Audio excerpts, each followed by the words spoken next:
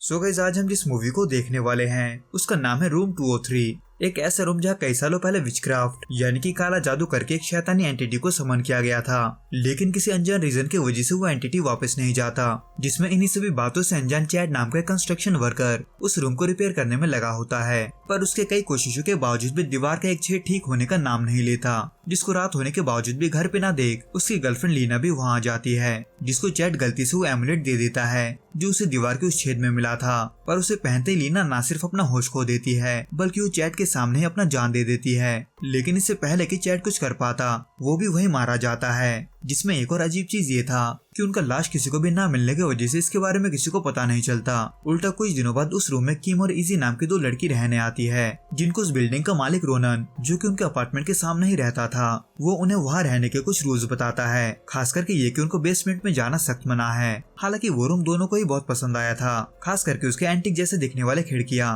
पर उस रूम के दीवार के उस छेद को देखकर किम को बहुत ही अजीब फील होता है, इसलिए वो उसको ढकने के लिए वहाँ पर एक शीशा लगाती है। लेकिन वो शीशा कभी वैसा नहीं रहता जैसा किम ने टांगा था, बल्कि वो या तो टेढ़ा हो जाता या फिर नीचे गिर जाता। इसलिए उसी के अगले दिन इजी उस छेद में हाथ डालकर ये देखने की कोशिश करती है कि उसमें क्या है। हालांकि उसमें कुछ नहीं था सिवाय उस एमुलेट के जिसके वजह से लीना और चैड मारे गए थे। इन शॉर्ट, ये एमुलेट असल में शापित था जिसको पहनने वाला कोई भी जिंदा नहीं बचता। पर इजी, जिसको ये नहीं पता था, वो उस एमुलेट को पहन लेती है। पर किसी अनजान रीजन के वजह से इजी को कुछ नहीं होता। हालांकि इसके वजह से वो हर रात नींद में चलने लगती है और किम, जिसको इससे कोई लेना देना नहीं था, उसे उस रूम को लेकर बुरे सपने आने लगते हैं। जिसमें इसी दौरान एक दिन इजी अपने बॉयफ्रेंड टोनी को अपार्टमेंट में लाती है, लेकिन टोनी जिंदा वापस नहीं जा पाता क्योंकि अकेला पाकर कोई उसे चाकू मार देता है, जबकि उसे मारने वाला वहाँ पर कोई नहीं था। हालांकि टोनी का लाश बाथरूम में पड़ा हुआ था, लेकिन फिर भी ना तो उसके मौत के बारे में इजी को पता था और ना ही किम को, क्योंकि उसका बॉडी भी कहीं गायब हो गया था। इन शॉर्ट, जो एंटिटी इन लोगों को मार रहा था वो असल में उन सब के लाश को दीवार के उसी छेद में ले जा रहा था जहाँ से इजी को वो एमुलेट मिला था। इसलिए किम को बार बार उस दीवार को लेकर बुरे सपने आते हैं, जिसमें वो हर बार एक कौवे को भी उसके अंदर जाते हुए देखती है। इसलिए किम अपने शक को दूर करने के लिए उस दीवार को चेक करती है, पर इससे पहले कि किम के हाथ में कुछ लग पाता, उसे अचानक से दरवाजा पीटने का आवाज आता है, जो कि असल में इजी का सर पीटने का आवाज था, जो दरअसल एक पुराने म्यूजिक बॉक्स को हाथ में लेकर ऐसा कर रही थी। जिसे देखकर किम टेंशन में पड़ जाती है क्योंकि इजी ने आज तक इस तरह का बर्ताव नहीं किया था, और उसके ऊपर से वो म्यूजिक बॉक्स इजी के पास कैसे आया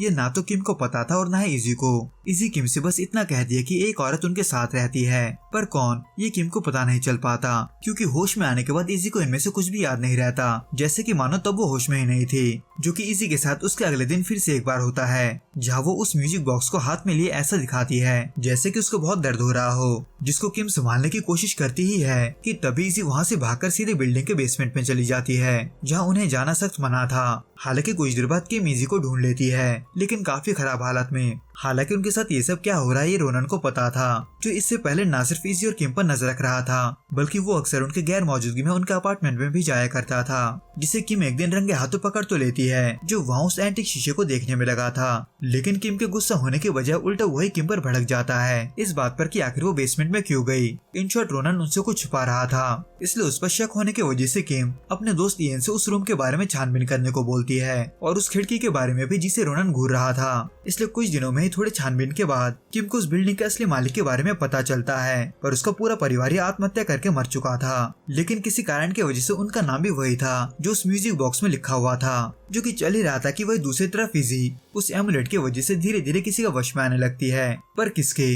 इसका पता इयन को भी चल जाता है। इन शॉर्ट, उस खिड़की के बारे में छानबीन करने पर उसे उसमें कई सारे कैल्टिक सिंबल बने हुए दिखते हैं, जो कि मॉर्गू का निशानी था, अंधेरे के दुनिया की एक ऐसी एंटिटी जिसे अपने शक्तियों को बनाए रखने के लिए इनोसेंट लोगों का सेक्रीफाइस चाहिए था, जिसके बारे में जानते ही इयन किम की मदद के लिए भागता है। लेकिन किम, जो कि इन सबसे तंग आ चुकी थी, वो दीवार के उस छेद को तोड़कर और भी बड़ा कर देती है, जिसमें कटा हुआ हाथ भी था। लेकिन इससे पहले कि वो कुछ समझ पाती, रोनन किम को जबरदस्ती अपने अपार्टमेंट में बांध देता है और उन सभी बातों को रिवील करता है जो उसने दुनिया से छुपा कर रखा था। इन शॉर्ट, रोनन असल में मॉर्गू से खुद को बचाने के लिए किम का बलि देने वाला था, जिसका शुरुआत असल में रोनन के माँ बाप ने किया था उस मॉर्गू को बुलाकर। पर उन्होंने आत्महत्या नहीं किया था, बल्कि उन्हें सैक्रिफाइस के तौर पर मॉर्गू ने उन्हें मारा था, सिवाय रोनन के, जिसको मार्गो ने इसलिए जिंदा छोड़ा था ताकि वो उसके नाम पर इनोसेंट लोगों की बलि दे सके। इसलिए किम को सैक्रिफाइस करने के लिए रोनन मॉर्गू को एक मंत्र के जरिए बुलाता है। हालांकि मॉर्गू मंत्रों के जरिए वहाँ आ तो जाती है, लेकिन वहाँ नहीं बल्कि किम के रूम में, जहाँ इयन किम के मदद के लिए आया था, पर वहाँ उसे किम के बजाय इजी मिलती है, जो फिलहाल उस मॉर्गू के वश में थी। वैसे तो इयन को ये पता चल जाता है कि कुछ तो गड़बड़ है,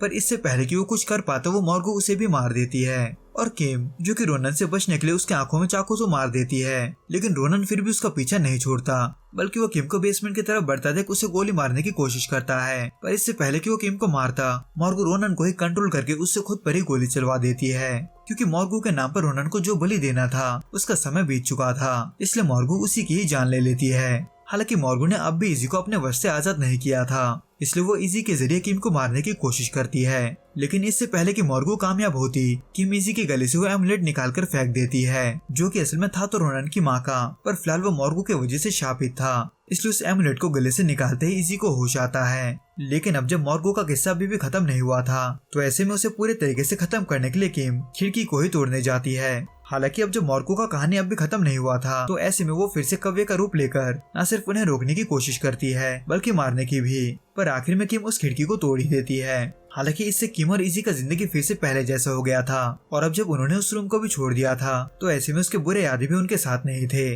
लेकिन वो मॉर्गो उसने अभी उस रूम में रहना नहीं छोड़ा था, जो कि हम आखिर में देखते भी हैं, क्योंकि मॉर्गो को तभी रोका जा सकता था जब उसे सही रिचुअल के जरिए वहीं पर वापस भेजा जाए जहाँ से वो आया था, ना कि किसी शीशे के बने खिड़की को तोड़कर। तो दोस्तों इस वीडियो में बस इतना ही। आपको ये वीडियो कैसा लगा आप हमें कमेंट करके जरूर बताना। मैं आपसे फिर मिलूंगा कुछ नए और ऐसे अनोखे मूवीज के साथ। अगर आपको ये वीडियो पसंद आए तो प्लीज इस वीडियो को लाइक, शेयर और प्लीज इस चैनल को सब्सक्राइब जरूर करें। Till then goodbye and be safe.